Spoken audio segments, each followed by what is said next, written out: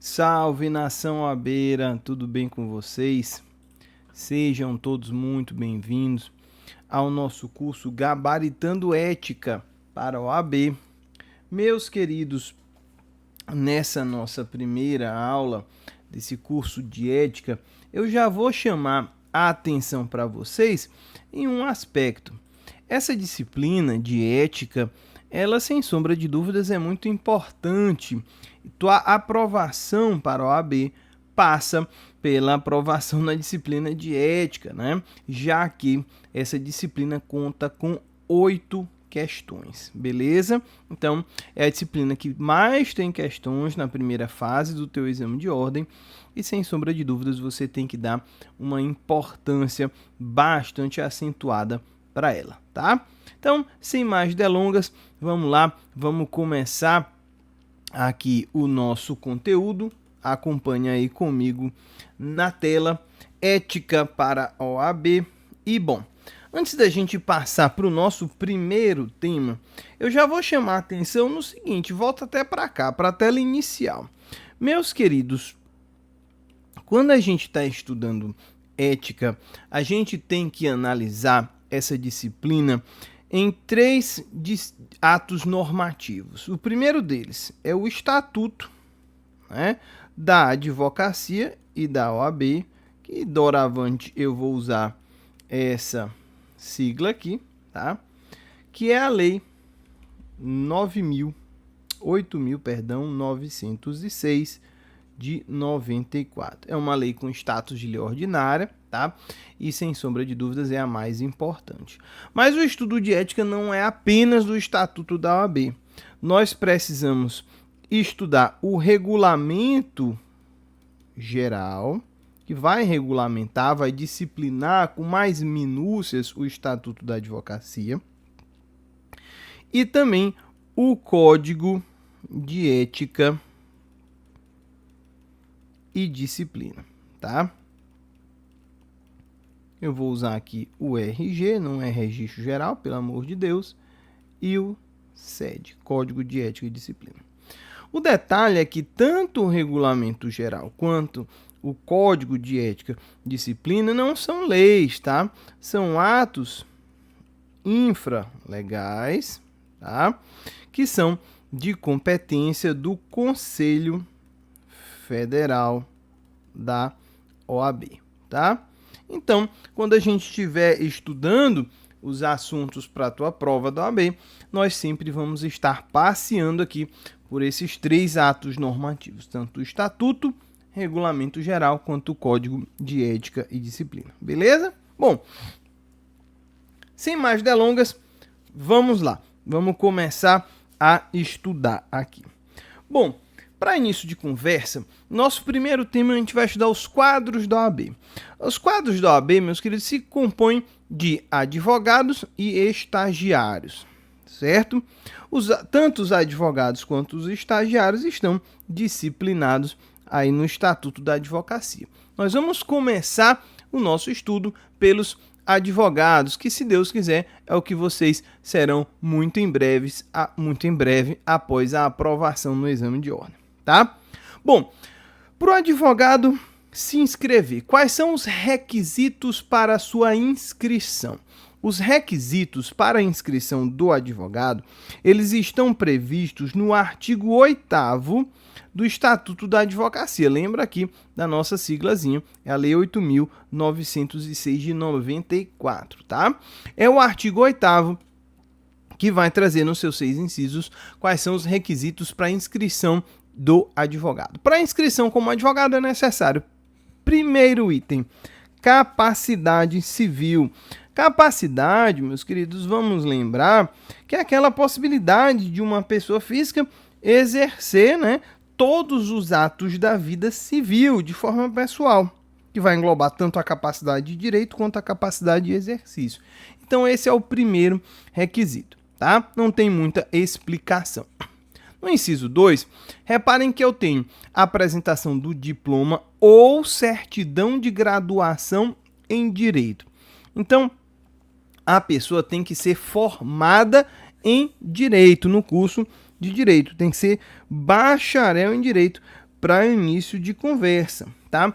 E aí não precisa os dois. Se você pode apresentar o diploma ou, se você ainda não tiver o diploma, mas já concluiu o curso, você pode apresentar a certidão de graduação em Direito. Às vezes tem faculdade que demora a expedir diploma, aí vai que você já passou no exame de ordem, quer começar logo a exercer a sua profissão, antes mesmo de sair o diploma, você pode usufruir da inscrição utilizando a certidão de graduação.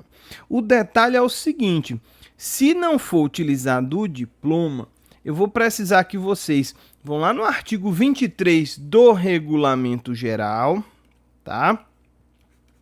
Que ele vai te dizer o seguinte: o requerente à inscrição no quadro de advogados, na falta de diploma regularmente registrado, apresenta certidão de graduação em Direito, como a gente está vendo aqui, ou é diploma ou é certidão, mas no caso de certidão, acompanhada de cópia autenticada do respectivo histórico escolar, beleza?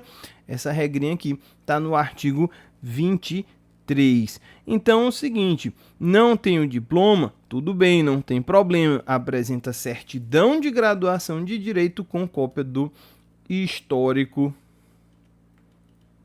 escolar. Escolar que eu falo, naturalmente, é a da graduação, tá? Paulo, e o estrangeiro que vem para cá para o Brasil, ou você brasileiro que foi fazer graduação fora, no exterior, pode se inscrever como advogado? Naturalmente, essa regra está no artigo 8º, no parágrafo 2º. O estrangeiro ou o brasileiro, quando não graduado em Direito no Brasil, deve fazer prova do título de graduação obtido em instituição estrangeira, devidamente revalidado.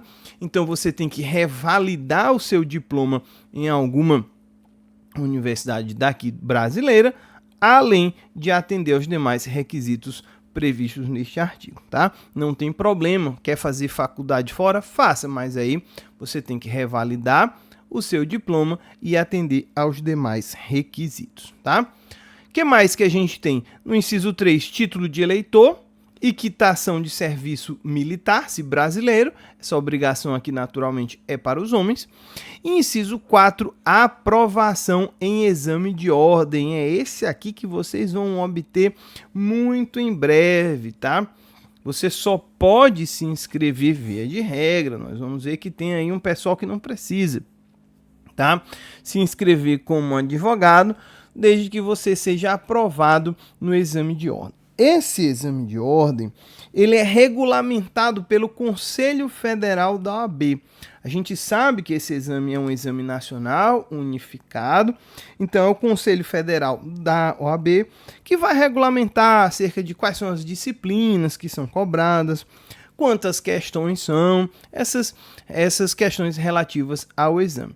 Só que a aplicação vai caber a cada seccional, tá? Cada seccional é que vai aplicar o exame de ordem. Essa regrinha é interessante porque o regulamento geral, no seu artigo 31, ele vai trazer a obrigação para cada seccional manter uma comissão de estágio e exame de ordem.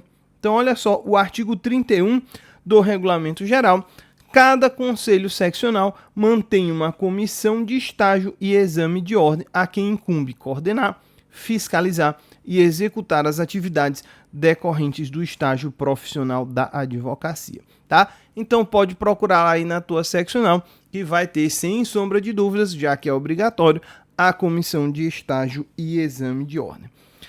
Mas é o que eu falei para vocês, nem todo mundo precisa fazer, né? O provimento 136 de 2009, ele traz a regra que magistrados, juízes, né, e membros do Ministério Público, naturalmente quando eles saem de sua função, estão dispensados da realização do exame para o exercício da advocacia. Então o juiz, quando se aposenta, quer advogar, ou quando larga, pede exoneração, quer advogar, ele está dispensado da realização do exame. A presunção deste provimento é que o fato dele já ter passado em um concurso da dificuldade que é desses concursos de carreira jurídica, os torna tecnicamente habilitados para exercer a advocacia, tá? Além disso, o inciso 5, não exercer atividade incompatível com a advocacia, tá? Aquelas pessoas que exercem atividade incompatível, elas têm uma proibição total para o exercício da advocacia, tá? Não se preocupe, o artigo 28 do Estatuto da OAB, ele vai regulamentar quais são as atividades incompatíveis, mas isso vai ser objeto de estudo de blocos posteriores. Ainda não se preocupem com relação a isso. Basta que vocês compreendam que quem exerce uma atividade incompatível com a advocacia, por exemplo, o policial militar, ele não pode se inscrever nos quadros da OAB. Inciso 6, tem que ter idoneidade moral. Idoneidade tem a ver com o fato da pessoa ser honesta, proba, íntegra, tá? Essa declaração de idoneidade pode ser atestada, inclusive, de próprio punho pelo advogado. O interessante é que o parágrafo 3º do artigo 8º, ele fala da inidoneidade. A pessoa inidônea não pode se inscrever, né, estará impedida de se inscrever como advogado.